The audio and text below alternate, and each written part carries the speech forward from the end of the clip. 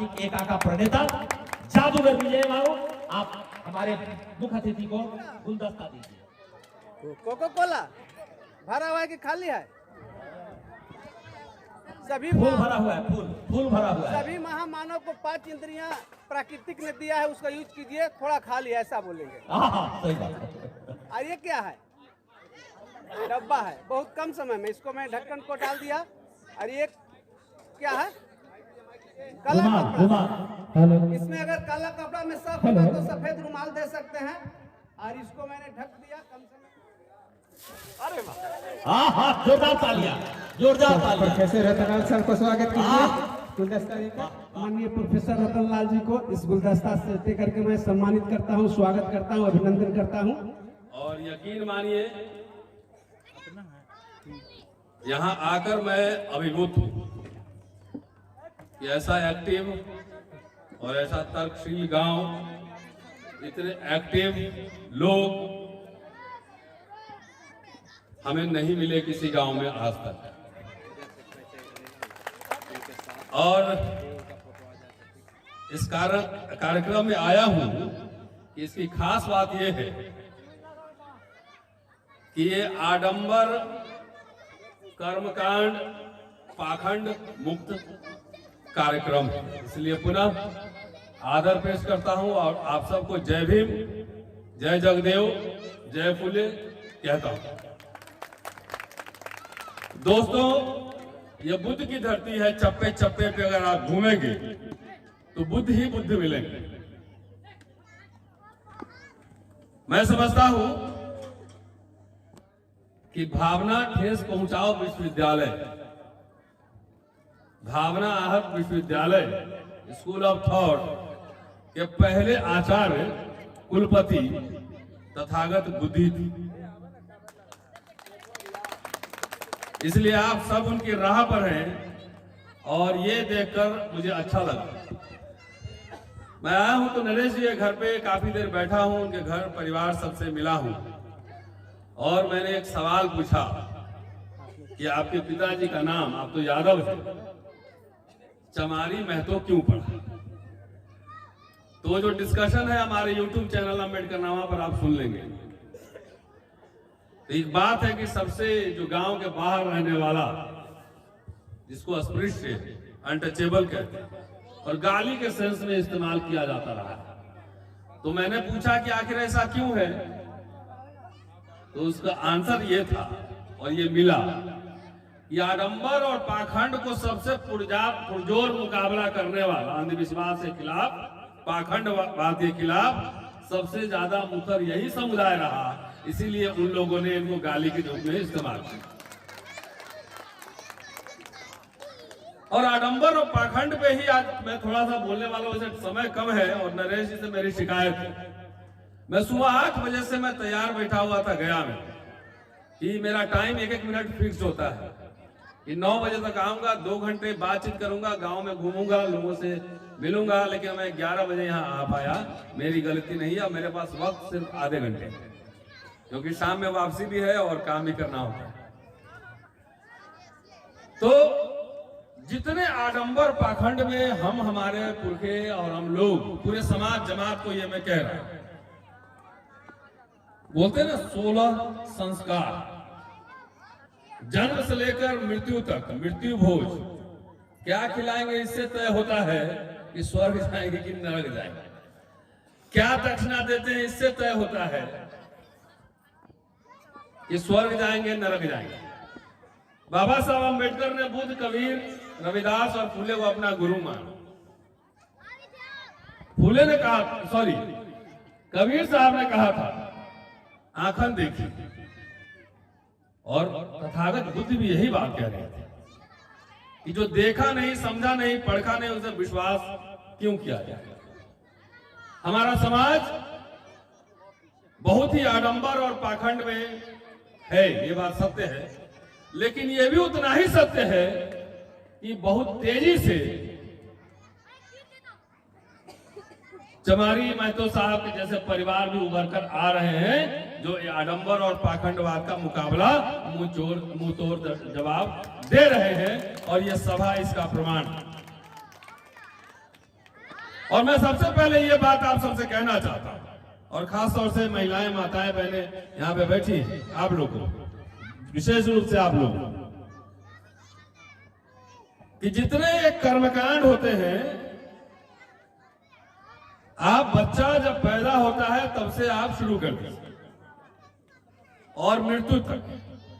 और इसमें एक रिसर्च होना चाहिए कि इन कर्मकांडों में पैसा कितना खर्चा होता है, इन कर्मकांडों में कितना पैसा खर्च होता है, ये कैलकुलेट किया जाए। मृत्यु भोज, श्राद्ध, बच्चे का नामकरण, फिर जनेऊ भी, यादव जी तो जनेऊ भी करवाते हैं, जनेऊ, तमाम ऐसे कार्यक्रम को मिलाएंगे तो मेरा दावा है कि लाखों रुपए, और हैसियत के हिसाब से बहुत लोग करोड़ भी खर्च करते होंगे। मैं कहता हूं, आडंबर छोड़ो, पाखंड छोड़ो, और वो सारे पैसे इकट्ठा करो, बेटा बेटी को ऑक्सफोर्ड, कैम्ब्रिज, लंदन, इंग्लैंड पढ़ाओ, अमेरिका में पढ़ाओ। ये मुक्ति का मार्ग है, श्राद्ध और मृत्यु भोज मुक्ति का मार्ग है, ये तय करना है। मेरे हिसाब से इतने पैसे बचा के पढ़ाओगे तो बच्चा सुप्रीम कोर्ट का जज भी बन सकता है, हाई कोर्ट का जज बन सकता है, वाइस चांसलर बन सकता है, प्रोफेसर बन सकता है, ज्ञान विज्ञान का प्रचार प्रसार कर सकता है। तो मेरी बात, मेरा आज का पहला जो है मैसेज, बातचीत यही है। और मैं जो कह रहा हूं तो उसको मानता भी, यकीन मानिए, एक छोटे से YouTube चैनल के साथ काम करता हूं और एक साल में 3 बच्चों को उस चैनल ने, 2 को विदेश पढ़ने के लिए, 1 को देश में ही पढ़ने के लिए स्पॉन्सर किया। मैं कोई अपनी तारीफ नहीं कर रहा, वो पैसे मैंने नहीं दिए जेब से, आप लोगों ने दिए, उसी से मैंने इकट्ठा करके दे दिया सबके अकाउंट में। एक लंदन में, एक जर्मनी में है, एक बच्ची कलकत्ता में। जो बच्चे विदेश पढ़ने गए हैं, उनका जो लेवल है डेवलपमेंट का, उनके विकास का, बुद्धि के विकास का जो स्तर है, वो यहां से ज्यादा बेहतर है। क्योंकि बाबा साहब कहते थे कि शिक्षा शेरनी का दूध है, जो पिएगा वो दहाड़ेगा। लेकिन यहां जो शिक्षा जो चल रही है, हेरा फेरी, मिलावटी शिक्षा, यहां वो शिक्षा नहीं मिल रही। अपने आसपास स्कूल, कॉलेज, यूनिवर्सिटीज में जाकर देखिए, नहीं है। बाबा साहब भी कोलंबिया और लंदन में पढ़े, तब जाकर वो कलम की ताकत से वो संविधान लिख पाए, और उसके अलावा 15,000 पेज तो अभी लिख पाए जो प्रिंटेड है। इसके अलावा कितना बाकी होगा हम नहीं जानते। मैं सिर्फ ये कहना चाह रहा हूं साथियों, बूंद बूंद से घड़ा भरता है। मैं बड़ौदा नरेश बनूंगा कि नहीं, ये मैं नहीं जानता, क्योंकि बाबा साहब को स्पॉन्सर बड़ौदा महाराज नहीं किया था अमेरिका पढ़ने के लिए। जिसको लंदन भेजा वो अंबेडकर बनेगा कि नहीं बनेगा, ये भी मैं नहीं जानता, लेकिन वो बनने का रास्ता यही है, ये मैं जानता हूं। 100 बच्चे आप तैयार करेंगे, 100, तो बीपीएससी दिए थे नरेश जी, कितना टाइम बहुत लोग देते रहते।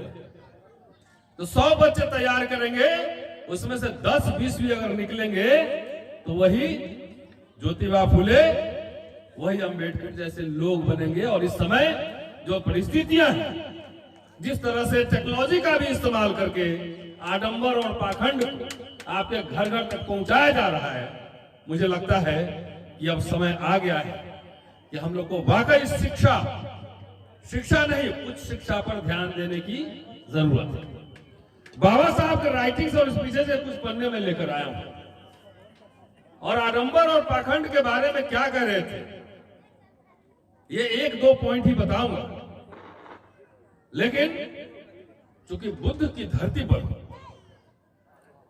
इसलिए बुद्ध का संदेश आपको पहुंचाए हुए बात पूरी नहीं है।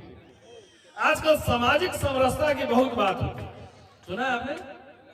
सामाजिक समरसता, चुनाव के समय लोग 5 स्टार का खाना लेकर और बिस्लेरी का पानी लेकर दलितों के घर जाते हैं और वहां बैठकर खाते हैं और बाद में कहते हैं कि सामाजिक समरसता बन रहा है। सामाजिक समरसता का सबसे बेहतरीन उदाहरण तथागत के अलावा इस धरती पर कोई नहीं है। और एग्जाम्पल मैं ऐसे बगैर रेफरेंस में तो मैं बात ही नहीं करता। एग्जाम्पल दे रहा हूं, डॉक्टर अंबेडकर लिख रहे हैं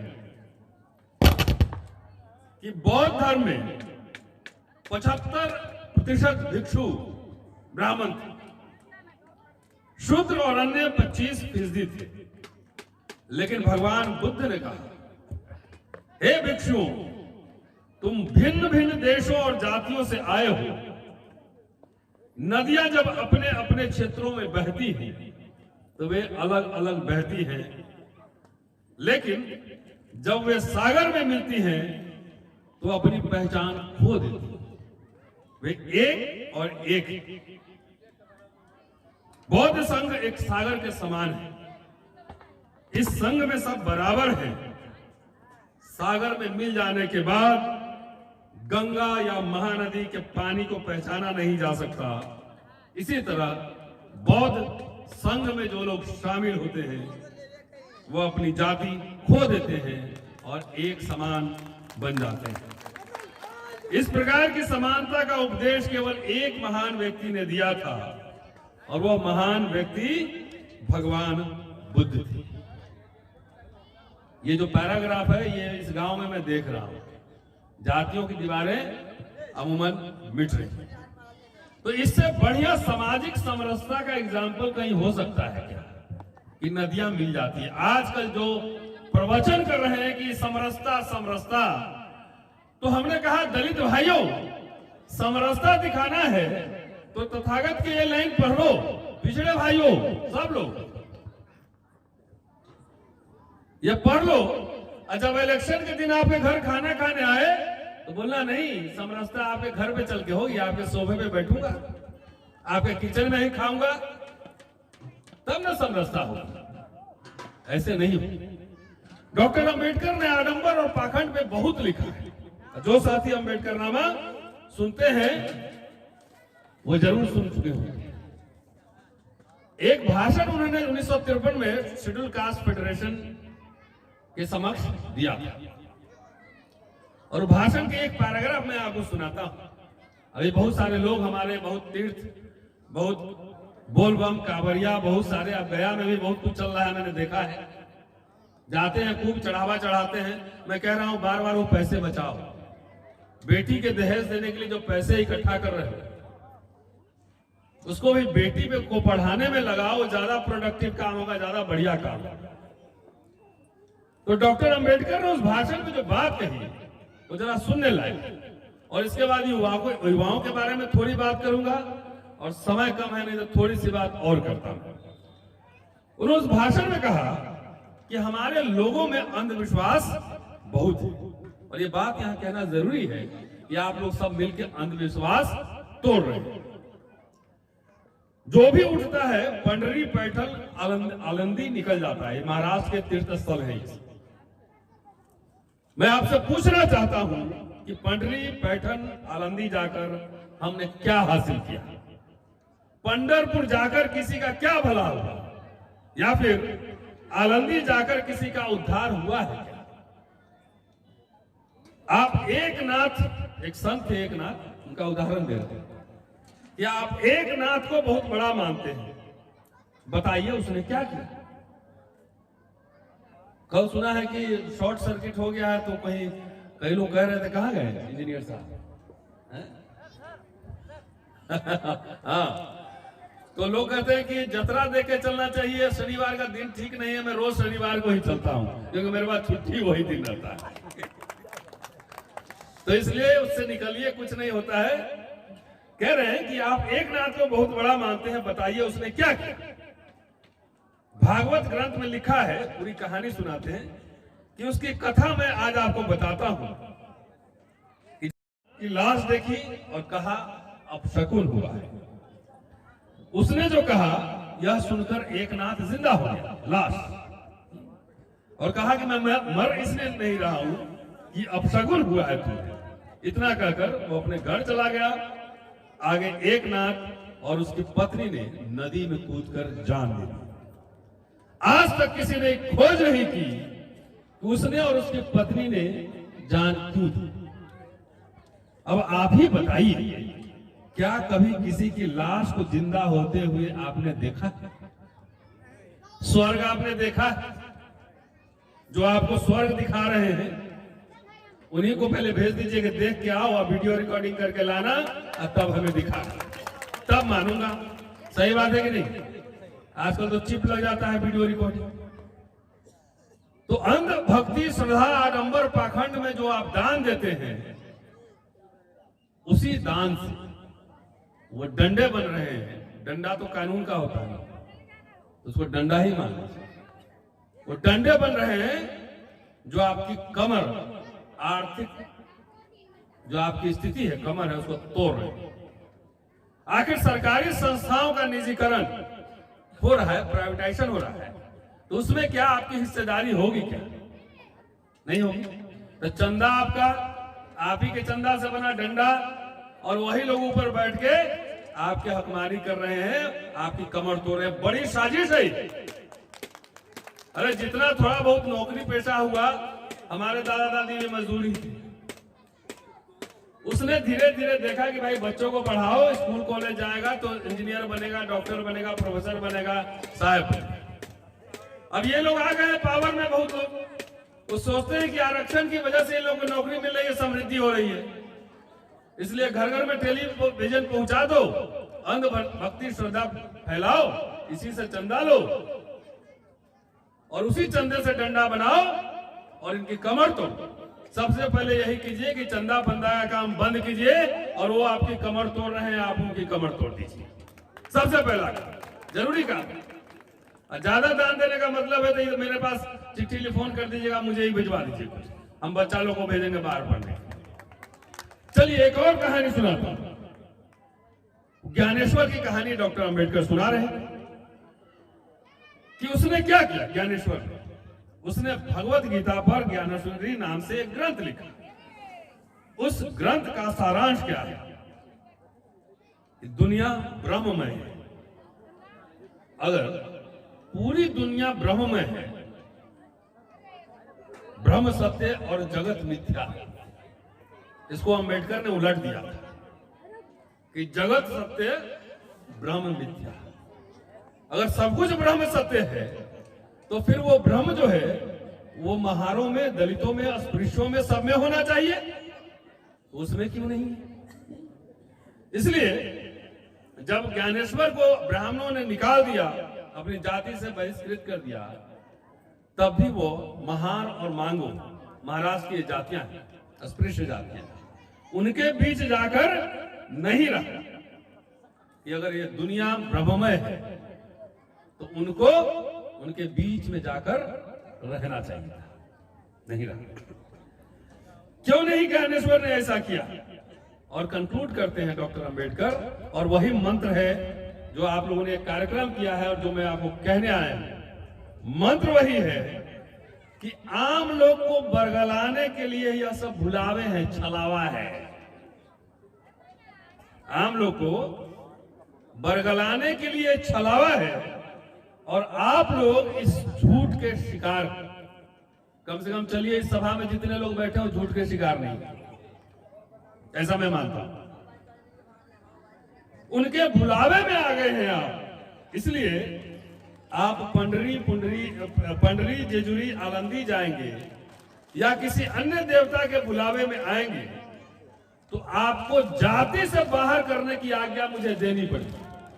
अंबेडकर थोड़े बहुत डांटते भी थे, बहुत ज्यादा, ये आडंबर पाखंड छोड़ो और नहीं तो जाति बहिष्कृत हम कर देंगे, ऐसे थे अंबेडकर। मुझे लगता है कि चमारी यादव जी उसी परंपरा की एक कड़ी है, ये पूरा परिवार उसी परंपरा की एक कड़ी है। डॉक्टर अंबेडकर धमकाते हुए कह रहे हैं कि बगैर आपको बहिष्कृत किए हुए आपका पागलपन नहीं टूटेगा, आप में सुधार नहीं आएगा। आज सोचने का युग है। कोई कैसा भी झूठ फैलाए, आपको पहचानना आना चाहिए कि यह झूठ है। व्हाट्सएप यूनिवर्सिटी में पढ़ते हैं ना, कहानी आती है बहुत सारी, बिना सर पैर के। मैं कह रहा हूं जो बात, उसका रेफरेंस मैं बता सकता हूं किस किताब में किस पेज नंबर पर लिखा हुआ है, लेकिन व्हाट्सएप यूनिवर्सिटी वाले आपको ये नहीं बताएंगे।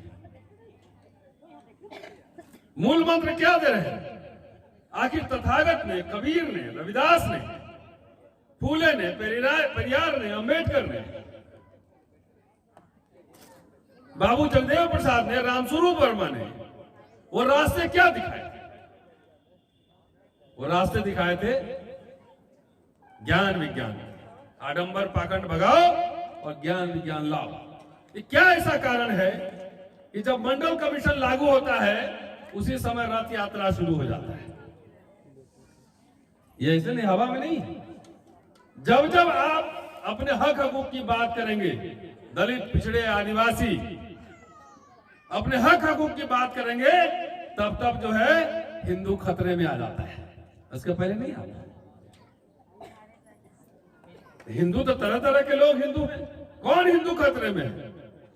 और जिस देश का बहुसंख्यक हिंदू हो, राष्ट्रपति, प्रधानमंत्री, अब तो राष्ट्रपति का ट्राइब है, खैर उनको भी लोग मिलाने की कोशिश कर रहे हैं।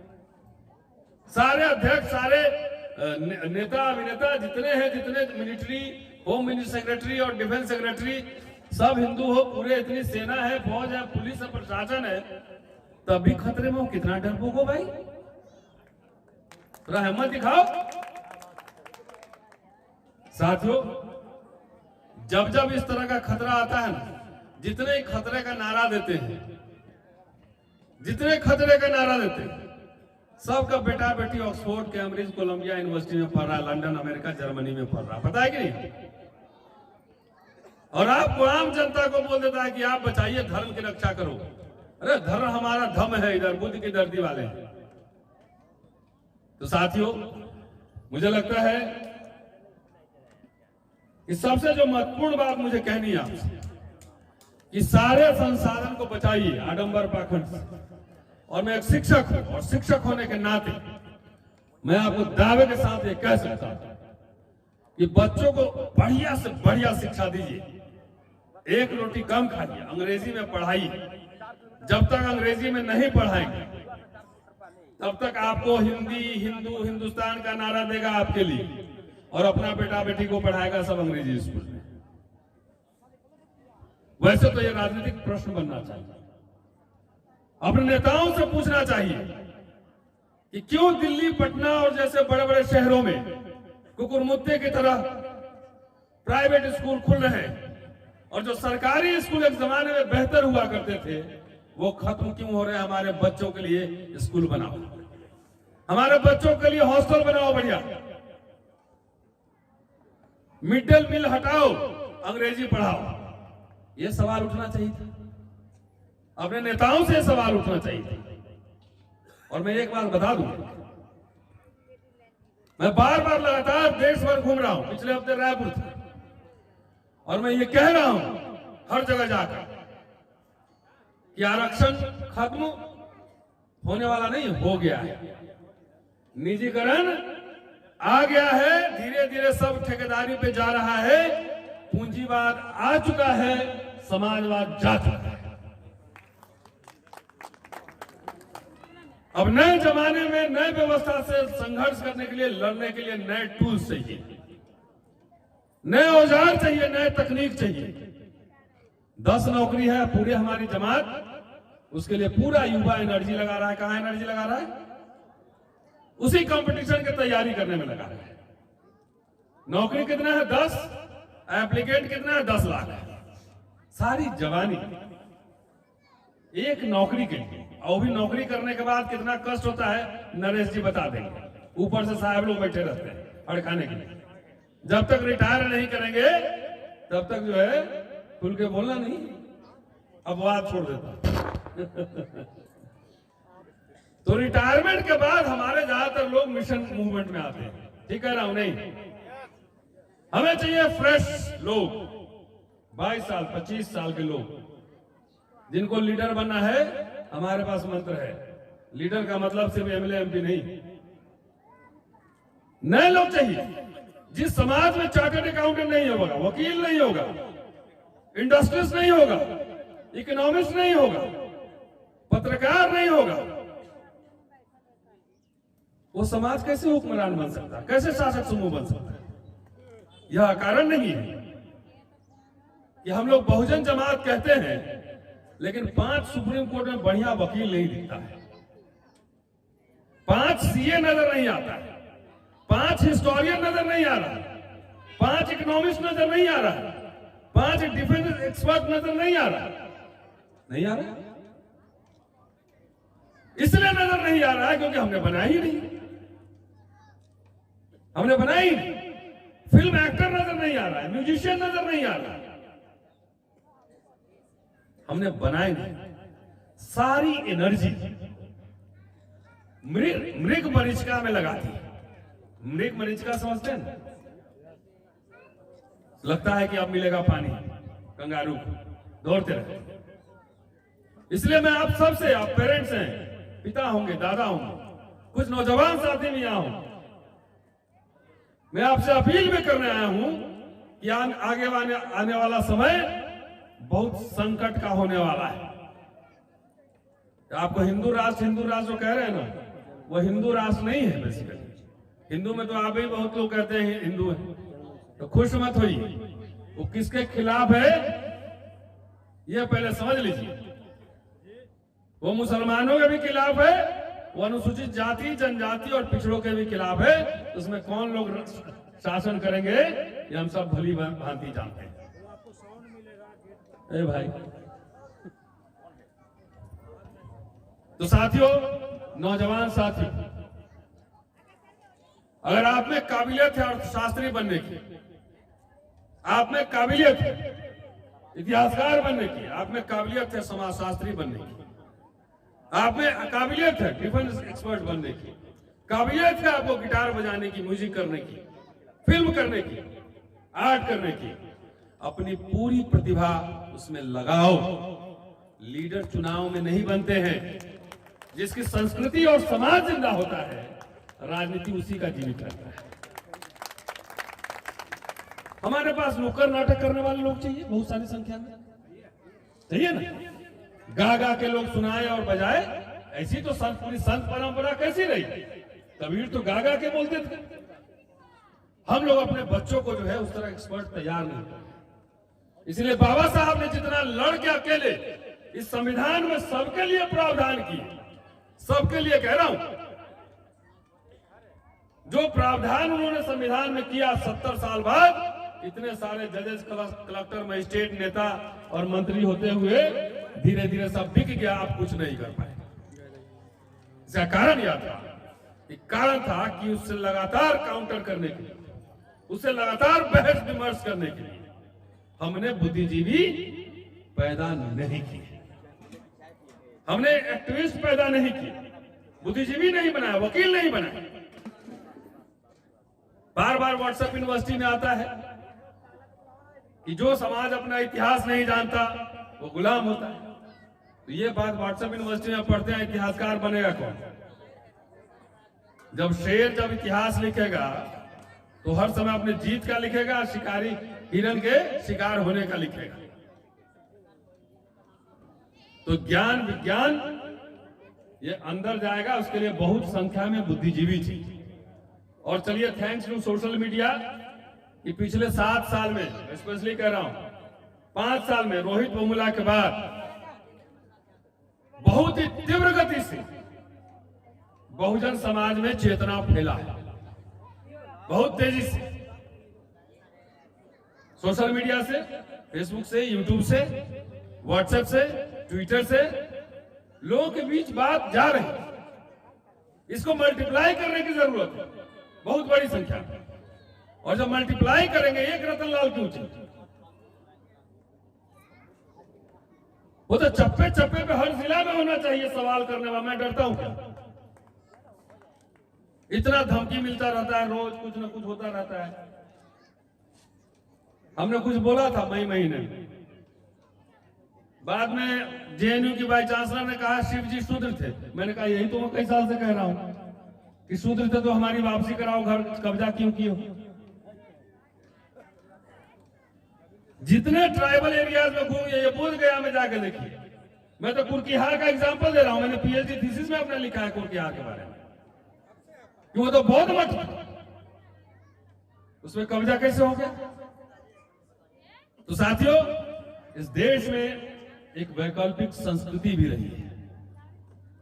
आपके वैकल्पिक संस्कृति पे हल्ला बोल हो गया है, उसको कब्जा कर लिया है जबरन, उसको घर वापसी कराना पड़ेगा। फिर आदिवासी एरिया में जाके देखिए, वहां पत्थर प्रकृति पूजक है, सबको कब्जा करने की कोशिश हो रही है। बुद्ध में जाके, मैं रायपुर में था अभी, तो वहां बुढ़ा बाबा नाम से जाना जाता है ट्राइबल एरिया, कहीं कुछ कुछ नाम, पूरा धरती खोद लीजिए। मई की बात मैं कर रहा था, मेरी गिरफ्तारी हुई थी एक दिन, हमने कहा कर लो, मैं नहीं डरता। हमने जरा हर मस्जिद में अगर शिवलिंग ढूंढ रहे हो भाई, तो जरा खुदाई थोड़ा बेहतर से कर लेना, नीचे बुद्ध विहार मिलेगा। यही तो कहा, और मैं दावे के साथ कह रहा हूं, जितने यहां पे हम लोग बैठे हुए हैं, 5 फुट नीचे खोद के देखिए, कुछ ना कुछ मिलेगा बुद्ध चप्पे चप्पे पे पूरे देश में। तो ज्ञान विज्ञान अंदर लाओ, आडंबर पाखंड बाहर भगाओ, यही बेसिक बात है। और मैं समझता हूं कि आज का कार्यक्रम अपने उद्देश्य में सफल है। यहाँ कोई मृत्यु भोज कर्मकांड नहीं हुआ है, और आदरांजलि सभा को एक सार्वजनिक सभा में तब्दील कर दी गई है। मुझे दिल्ली से बुलाया है, आप लोगों ने मेरा सुना, मेरी बात सुना, आपने बातें सुनी, आप सबका शुक्रिया। मुझे अब निकलना पड़ेगा। Thank you. साथियों, नेशनल जनमंच को सब्सक्राइब करें, साथ ही बेल आइकन की घंटी को बजाएं।